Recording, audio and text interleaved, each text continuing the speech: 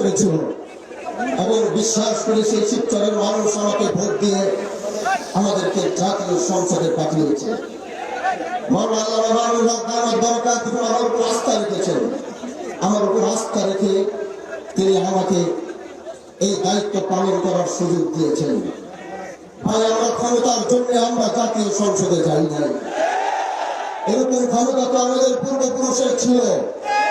আমরা এরকম ক্ষমতা আসন মসনদে বসার জন্য, আমরা ক্ষমতার মসনদে বসার জন্য জাতীয় সংসদে যাইনি।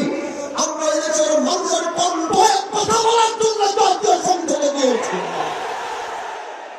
এজন্য যতদিন আমাদের কথাগুলো যতদিন রায় না হবে, আমাদের দাবিগুলো যতদিন পূরণ করা না হবে, আমাদের আন্দোলন চলতে থাকবে, চলতে থাকবে।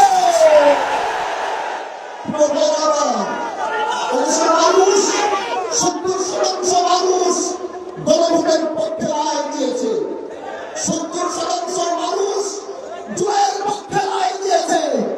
এজন্য এদেশের জনগণের ম্যান্ডেটের বাইরে কি অন্য কিছু করার কোনো সুযোগ দেওয়া হবে না। আমরা সরকার পতনের আন্দোলন লাগে নাই, এটা কোনো সরকার পতনের আন্দোলন আর সমাবেশ নয়। সংসদের চেষ্টা করেছি, হয়তো বুঝতে পারছেন না বলে আজ জনগণ ময়দানে রয়েছে জনগণের জন্য।